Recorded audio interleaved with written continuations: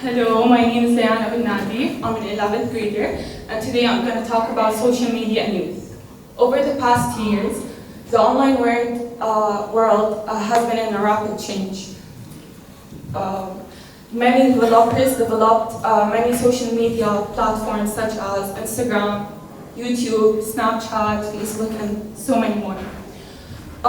With these platforms given to us, we tend to interact easily, collaborate with each other, share ideas, beliefs, and social media is one of the main reasons of cultural diffusion because we tend to exchange beliefs throughout social media.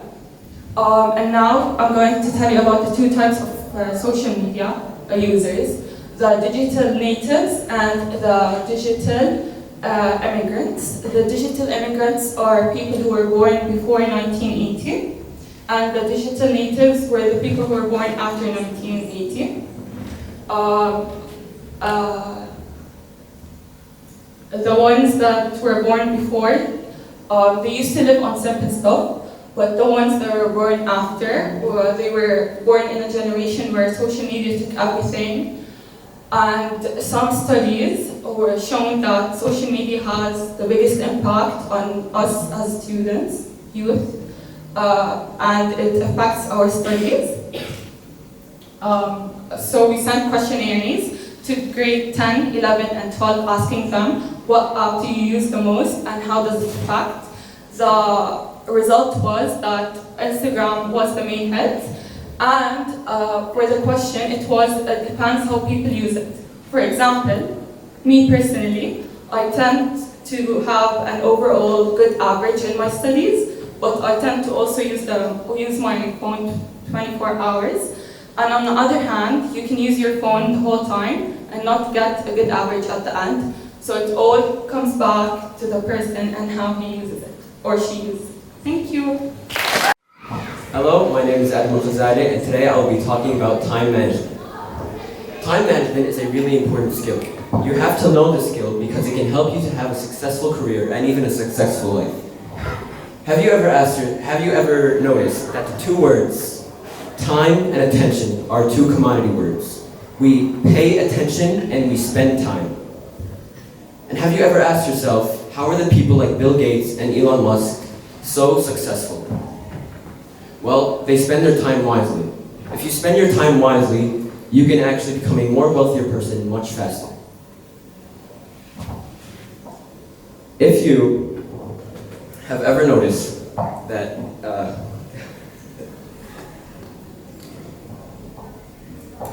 we all have 24 hours in a day. We all have the same amount of time in a day. But what differs us from the successful businessman is what we do with our time and what they do with their time.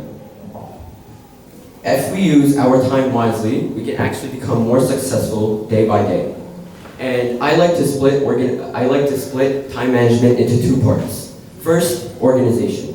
If we organize ourselves, we can actually become we can finish our tasks much faster. We can use simple methods such as an up-to-date calendar, or even something simple as labeling your documents easier. So basically what makes it easier is you can actually find your documents more easier. This does not seem like a drastic change, but if you use it more often, it can actually help you a lot. And my second part is stress management. Stress management is stress can actually be very harmful to the human stimulant. Job work and schoolwork or homework can actually be harmful to yourself, so you should help yourself by rewarding yourself through milestones. So I personally like to reward myself with 15 to 20 minutes for every hour of studying, which actually helps you a lot. So if you use that, you can actually become stress-free and it can help you become a better human being. I hope these tips helped you with time management, and thank you. Imagine yourself a high school student living your ordinary life. Everything is familiar to you. Your country, your society, your school, and your friends. Everything. But one day, your parents decide to move. Suddenly everything is changing. So what's next? A different country, a different society, a different school, a different friends.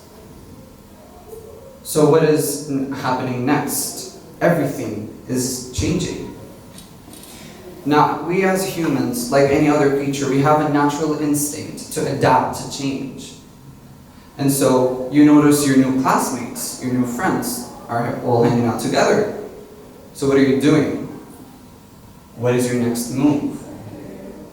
I wonder if they'll have fun. I wonder where they're going. I wonder what would happen if I go.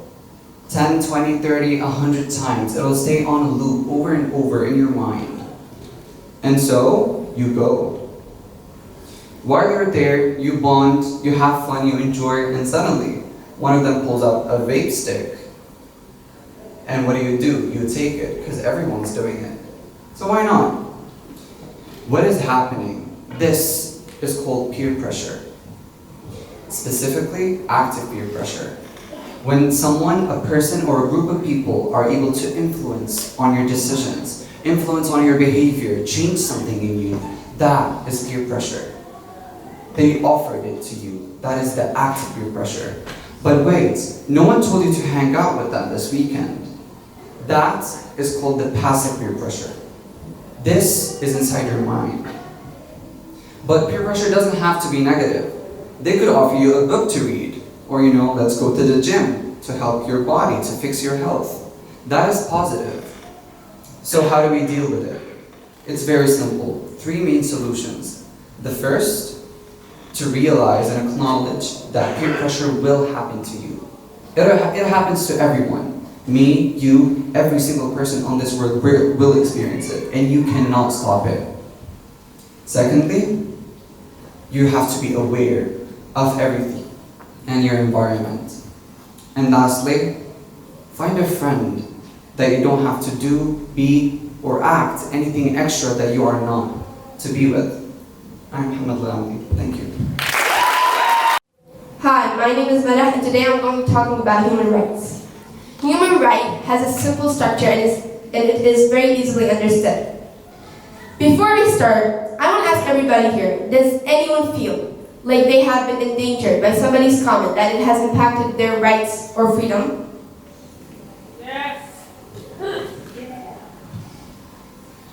No? Okay. So you should be lucky. You are lucky that you live in an environment that nobody ever comes and disrespects you. You should be lucky that you live in an environment that doesn't judge you for your gender, your overall origin, and race. Every little thing you do in life is considered part of your human rights.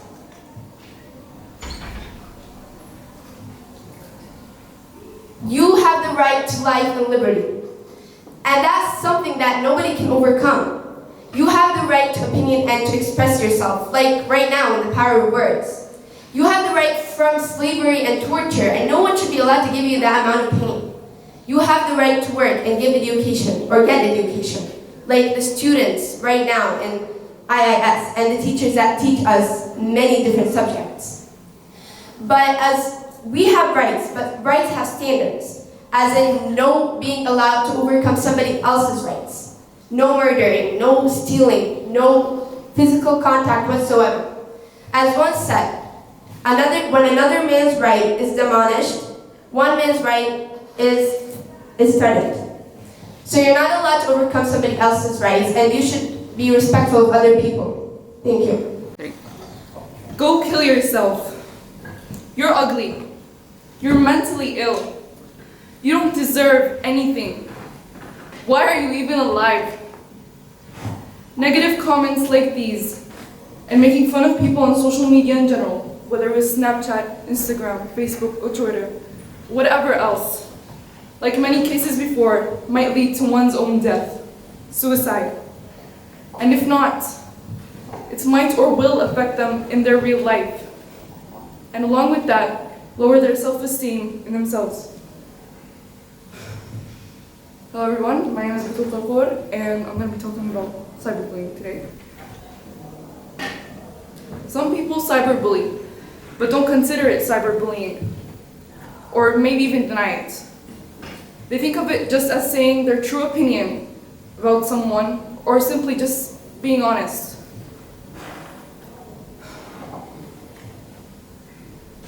A A lot of people are aware of what cyberbullying is and what it can do, but no one is doing anything about it.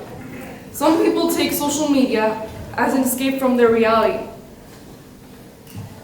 Their reality is probably them being verbally or physically bullied in school, at work, or even at home. So please don't ruin that for them. So the next time you see someone about to comment offensively, stop them and make them think twice before they do.